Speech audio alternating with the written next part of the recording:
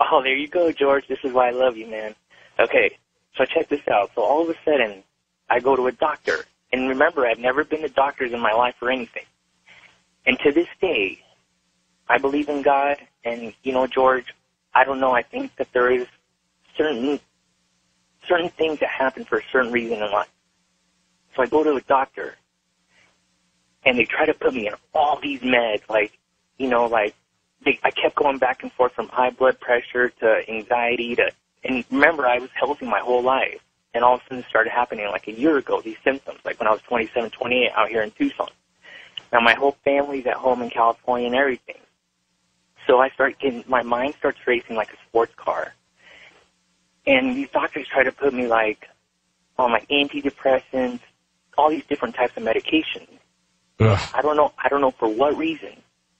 But and I know Robin, Robin, you'll agree with me. But because they don't know because what they're not giving you the attention you need. You need a thorough history, your full medical history, and an examination of what is different. You're in a new place and you're reacting, and your girlfriend miscarried.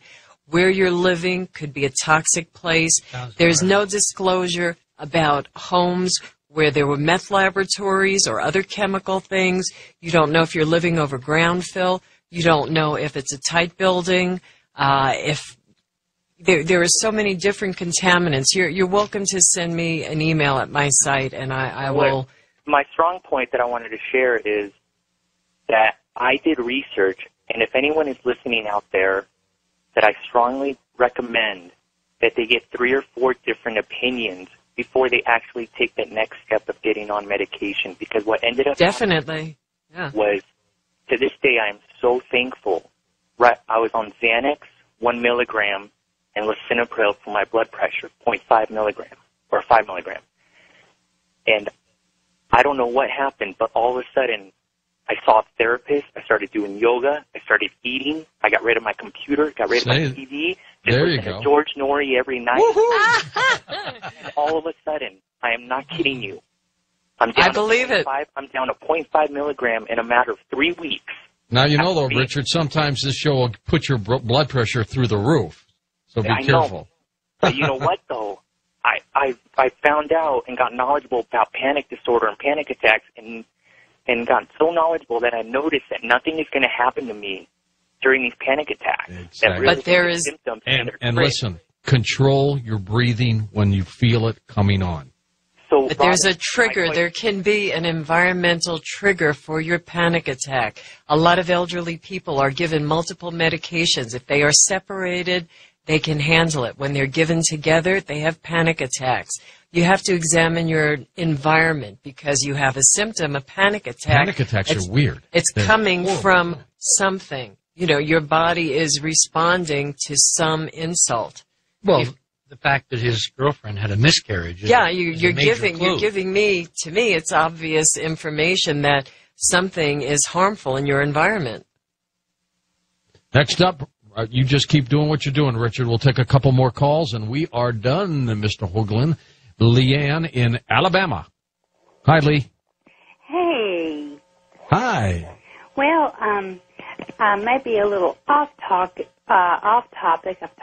I've heard you talk about 2012, and for one, I did go see the premiere movie tonight. It's a blockbuster, isn't it? It was pretty good. Oh man, it was packed. Don't give away the ending now. No, we won't. No, we won't. Where you resurrect from some kind of thing. That's the ending. With your laptop in your hand.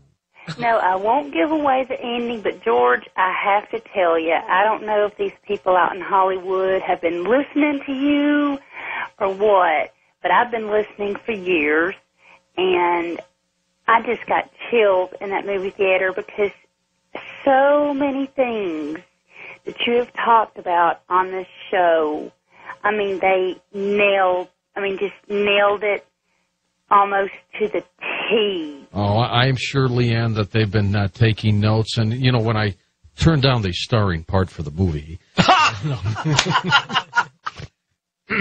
No, not at all. But, you know what, for a Hollywood movie, and these are the same folks who did Whitley and Art's book, the coming global superstorm. The day after tomorrow was the name of the Roland movie. Emmerich. Yeah, the same director. He knows how to make a movie. Yes. And that's what it is, a movie. The interesting thing about that movie, though, is we still can't say it won't happen. No. You can't say that. And I'm trying to figure it out, and I'll let everybody know as soon as I know something. And even after 2012, what if the date was off by a year or two? Well, remember, I've always said it's not that date. You said it's the period. It is definitely a window. So it could be before and after, right? That's what a window is. Yeah, there is a window. The question is what happens in the window. Look, I got after Ed Dames. He came on the show in April. He said by October 6th, we would have a major earthquake in Nevada, huge, and Israel will attack Iran by October 6th. Well, we're going into December pretty soon. He was wrong. And, I'm getting emails from people saying, chastise him, go after him, get him back on. Well, of course we'll get him back on, but he was wrong. I think he was wrong because he picked the date. Instead of just keeping it open and somewhat vague, he could have been okay. But he said it will be October 6th, by October 6th. And he was wrong. Well, So I think you're very smart talking about it as a window. Well, I'm trying to do science, and what I now know that I did not know before the Sci-Fi NBC crew came and said, would you like to go and measure physics in Central America? I now know the Maya pyramids resonate extraordinarily well to the torsion field. That's something we did not know a few months ago. The next step would be like to go to Giza to see if the Great Pyramid or the complex there does the same thing.